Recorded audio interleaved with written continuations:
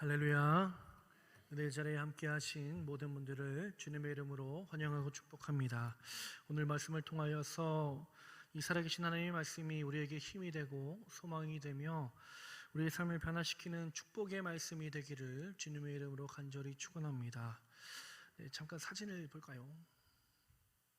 네, 사진 보여주세요. 네, 너무나도 아름답지요. 어떻게 보면 계란 후라이가 반대로 된 것 같기도 하고 너무나도 아름답습니다. 형형 색깔의 아름다운 꽃들이 우리의 눈도 마음도 화려하게 또 아름답게 만들어 주는 것 같습니다. 저 빨간색 꽃의 이름 아시는 분 계신가요?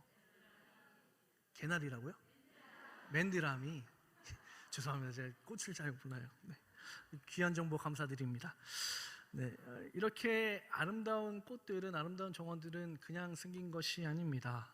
누군가의 헌신 그리고 노력이 있었기 때문에 저 아름다운 정원이 생겨난 것이고 또 우리 마음에 아름다움이 생겨나게 되는 것이지요.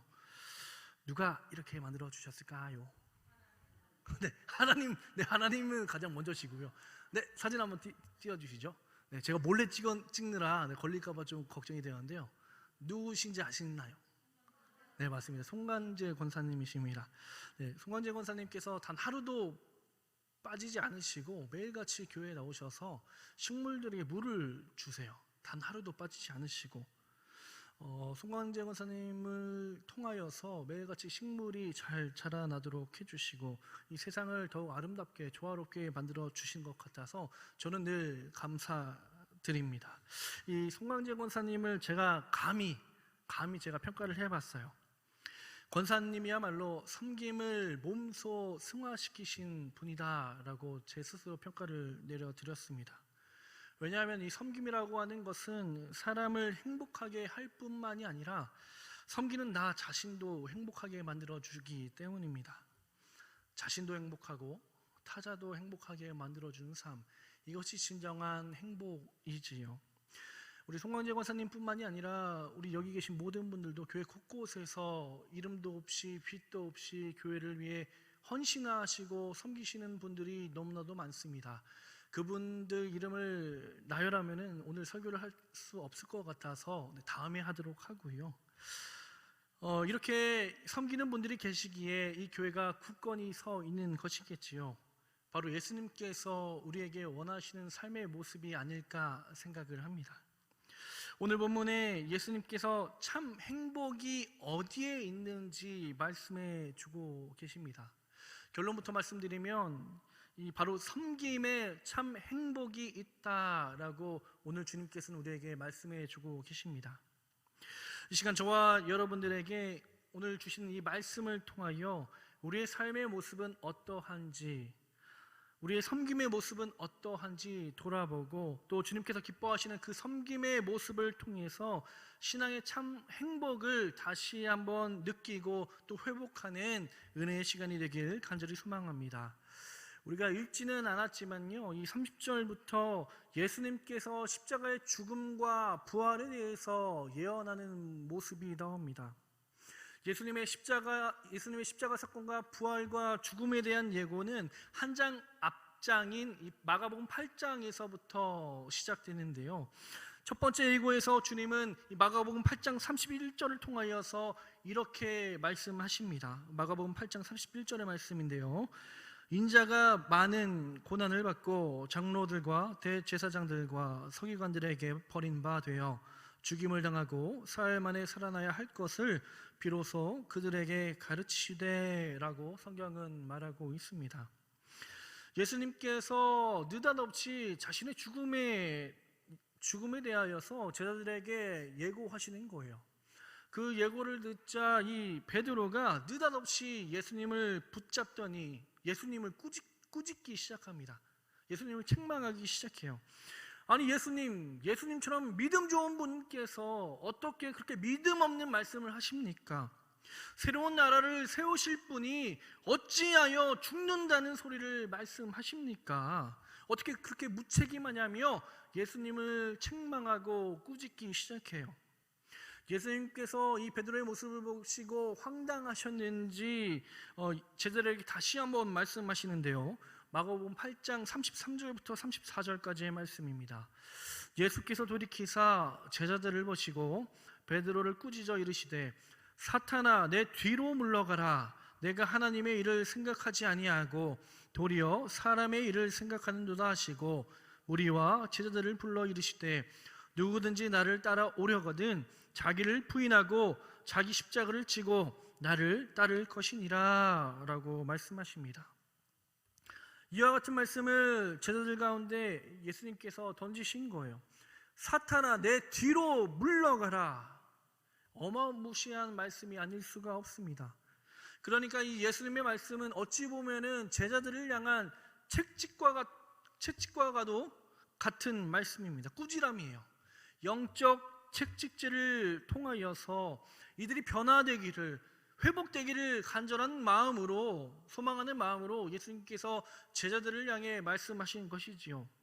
이 영적 채찍질을 받은 제자들, 그렇다면 변화되고 새로워져야 하고 회복되어야 하는데 이들의 모습은 전혀 변함이 없었던 것 같습니다. 32절 말씀을 보니까 그러나 제자들은 이 말씀을 깨닫지 못하고 묻기도 두려워하더라 라고 되어 있어요. 제자들은 예수님의 말씀을 깨닫지 못하였습니다. 여전히 깨닫지 못하였어요. 예수님께서 자신의 죽음에 대해서 예언하시고 예고하시고 선포하셨지만 제자들은 깨닫지 못하고, 아니 깨닫고 싶은 마음조차 없었습니다. 왜냐하면 그들은 예수님께서 걸어가신 그 십자가의 길, 낮고 낮은 그 십자가의 길보다는 자신들이 꿈꾸고 있는 세상적이고 높고 높은 그런 야망으로 충만했기 때문이에요.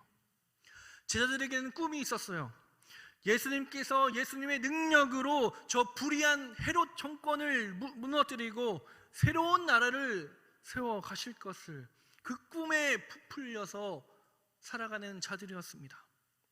예수님께서 새로운 나라를 만드셔서 그 나라의 왕이 되어주시고 우리들도 그 나라의 한 자리씩 차지하겠다는 그런 욕망 가득한 꿈으로 가득 찼던 것입니다. 그러한 자들이 바로 제자들이었어요. 예수님의 꿈은 저 낮고 낮은 십자가에서 죽으심으로 말미암아 많은 사람들을 구원하는 것에 꿈이 있으셨는데 도리어 제자들은 세상적으로 높고 높은 자리를 꿰찰 그러한 욕망으로 가득 찼던 것이지요. 동상이몽이 아닐 수가 없습니다. 오늘도 본문에 보니까 이 가버나움이라는 동네로 오는 길에 그 길 가운데에서 한복판에서 제자들이 서로 싸우는 모습이 나타나요. 누가 더 크냐, 누가 더 작냐라는 내용을 가지고 끊임없이 싸우는 모습을 보여주고 있습니다. 우리들도 이 제자들과 다를 바가 전혀 없어요. 주님과 함께 한다고 고백하면서 주님을 따라간다고 말하면서 순종하지 않고 말씀을 뒤로하고 은혜를 뒤로하며 주님이 원하시지 않는 일, 주님이 멀리 하고 계신 그 일들을 찾아서 서로 이야기하고 나누고 토론할 때가 너무나도 많다는 거예요. 길바닥에서 수많은 사람들이 지켜보고 있는 가운데 예수 믿는 제자들이 서로 싸우고 있습니다. 바로 이때 예수님께서 그들의 모습을 보시고 그들을 향해서 질문하시죠. 너희들 도대체 무엇 때문에 이렇게 토론하고 있느냐? 너희들 무엇 때문에 이렇게 싸우고 있느냐라고 질문하세요. 그러자 예수님의 질문 앞에서 제자들은 아무런 대답도 하지 못하였습니다. 무엇 때문일까요? 아마도 창피해서였을 것 같습니다. 자기들이 봐서도 누가 크냐, 누가 작냐라고 이것을 두고 싸우는 자신들의 모습이 얼마나 창피했을까요? 예수님의 질문에 그 어느 누구도 대답하지 못하였습니다. 왜 예수님께서는 제자들에게 질문하셨을까요? 바로 깨달음을 주기 위함이었습니다. 참 제자가 걸어가기 위해 중요한 삶의 모습은 과연 무엇인가? 참 제자가 걸어가야 하는 그 길, 참 제자로서 살아가야 하는 그 사람들에게 요구되는 그 자세는 무엇인가? 그것을 가르쳐 주기 위함이었어요. 예수님께서 직접 제자들 가운데 가셔서 이와 같은 말씀을 하셨습니다. 본문 35절의 말씀인데요, 우리 함께 한 목소리로 읽어보겠습니다. 예수께서 앉으사 12 제자를 불러 이르시되 누구든지 첫째가 되고자 하면 뭇사람의 끝이 되며 뭇사람을 섬기는 자가 되어야 하리라 하시고. 아멘. 여러분, 세상에서 누가 큰 자입니까? 세상에서는 권력을 가진 자이고 지식 있는 자이고 돈이 많은 자, 지휘권을 가진 자가 큰 자입니다. 그러나 천국에서는 이 땅에서 섬기는 자가, 이 땅을 섬기는 자가 큰 자라고 예수님께서 말씀하고 계세요. 지금 제자들의 입장에서 네가 크냐 내가 크냐 이 논쟁하고 있는 이 자체가 얼마나 부끄러운 일입니까? 오늘 이 예수님의 이 말씀은 제자들에게 가슴 철렁한 말씀이에요. 가슴 뜨끔한 말씀이 아닐 수가 없습니다. 모두가 다 으뜸이 되고 싶어 해요.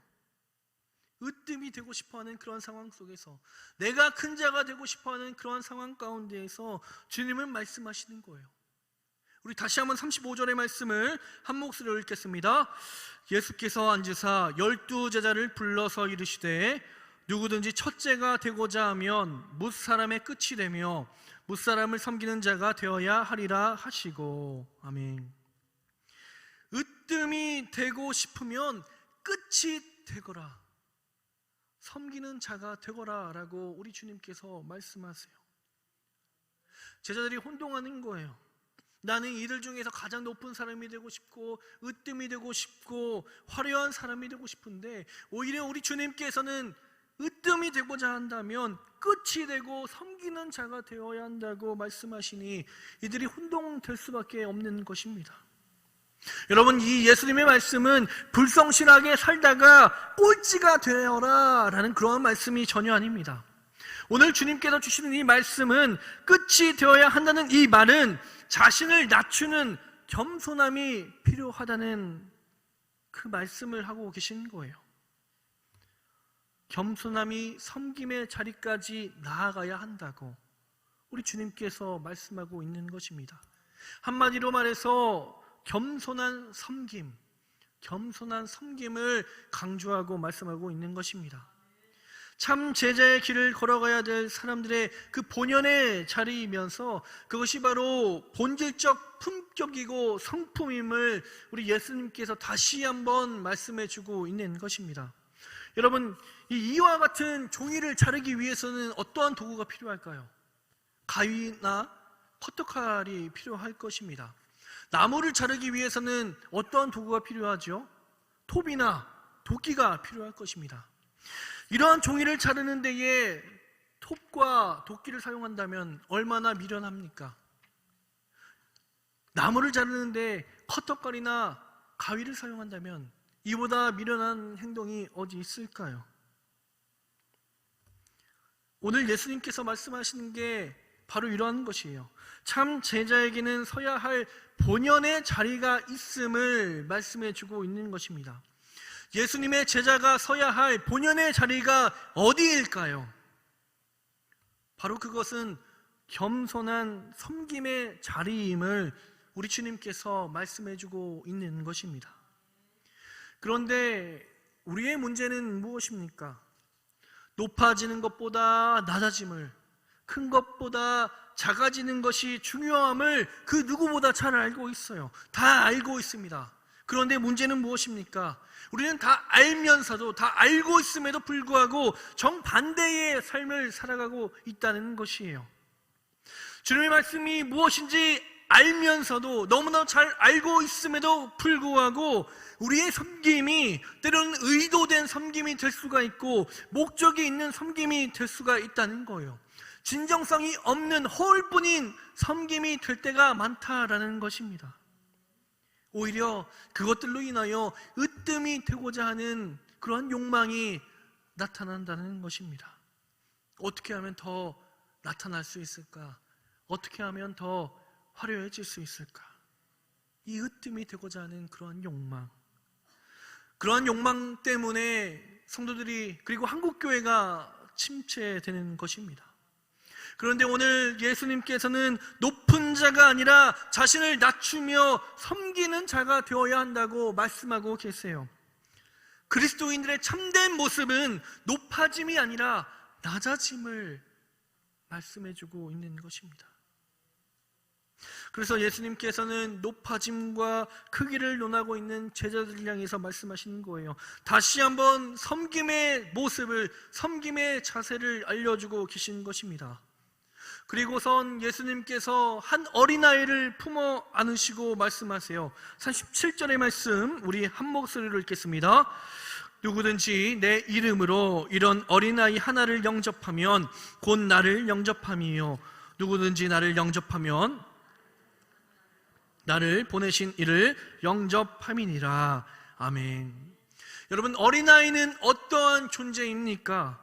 우리가 살고 있는 이 사회계층 속에서 가장 연약하고 돌봄이 필요한, 손길이 필요한 존재입니다. 그런데 오늘 이 예수님께서는 이 작고 연약한 어린아이를 섬기는 것이, 돌봄이 필요하고 그 낮은 곳에 있는 사람들을 섬기는 것이야말로 나를 섬기는 것이다 라고 우리 주님께서 말씀하고 계세요. 작고 연약한 자들을 섬기는 것이야말로 예수님을 섬기는 것이다 라고 우리 주님께서 말씀하고 계시는 것입니다. 우리의 모습은 어떠한가요? 어떠한 모습으로 섬기고 계십니까? 어떠한 모양으로 이 교회를 섬기고 계십니까? 가을 특집 때 송경민 목사님께서 오셔서 찬양을 해주셨지요.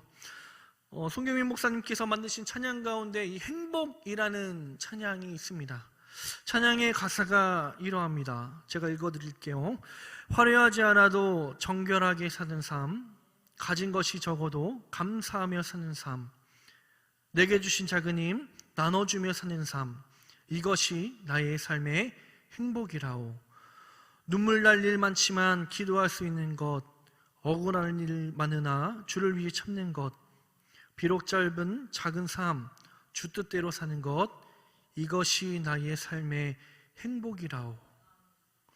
여러분, 이게 진짜 섬김의 모습 아닐까요?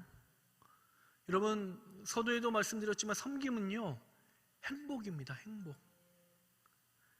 화려하지 않아도 정결하게 사는 삶, 가진 것이 없어도 감사하며 사는 것, 내게 주신 작은 것 나눠주며 살아가는 것, 이것이 진정한 행복임을, 섬김이 행복임을 말해주고 있는 것입니다.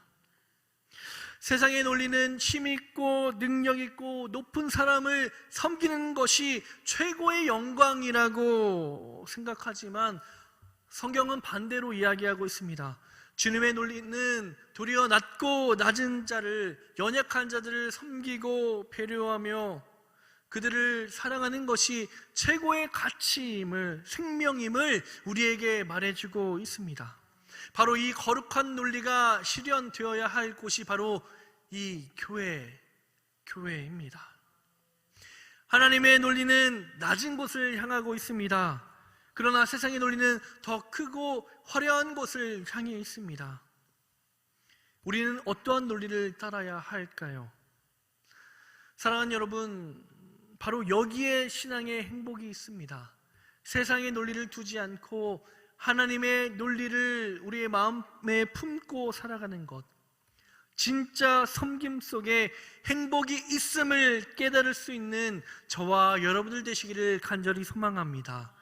우리 모두가 다 하나님 나라의 짐이 아니라 하나님 나라의 빛이 되어서 하나님께 영광을 드러내며 우리의 삶의 자리에서 이 빛과 소금의 사명을 온전히 감당할 수 있는, 그래서 낮은 곳으로, 더 낮은 곳으로 우리의 발길을 옮겨 십자가를 지며 주의 길을 걸어갈 수 있는, 섬김의 모습을 실현할 수 있는 저와 여러분들 되시기를 주님의 이름으로 축원합니다.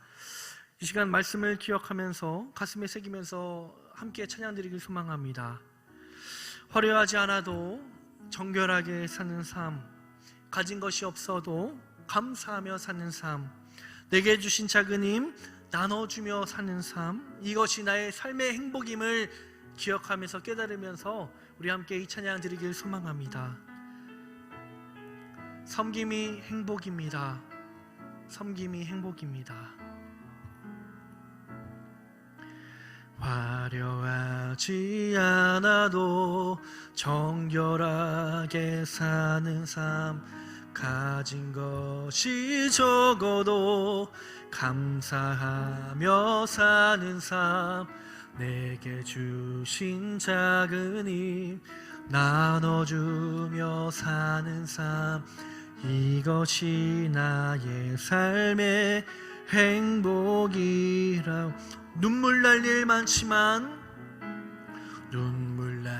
일 많지만 기도할 수 있는 건 억울한 일 많으나 주를 위해 참는 것, 비록 짧은 작은 삶 주 뜻대로 사는 것, 이것이 나의 삶의 행복이라오. 이것이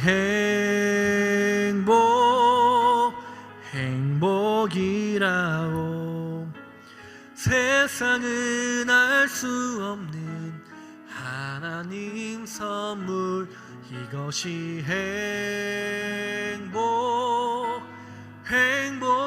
행복이라오. 하나님의 자녀로 살아가는 것, 이것이 행복이. 우리 처음부터 찬양합니다. 화려하지 않아도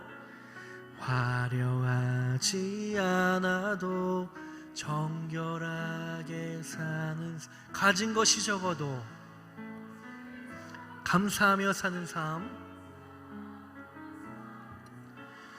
내게 주신 작은 힘 나눠주며 사는 삶, 이것이 나의 삶의 행복이.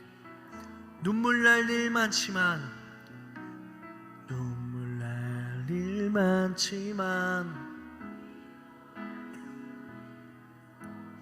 억울한 일 많으나 비록 짧은 작은 삶 주 뜻대로, 이것이 나의 삶의 행복입니다. 아멘. 이것이 행복.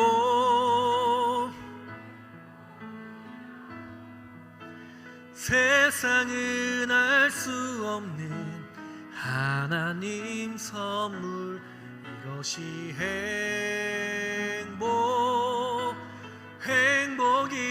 행복이라오. 하나님의 자녀로 살아가는 것, 이것이 행복이라오. 이것이 행복이라오. 세상은 알 수 없는 하나님 선물, 이것이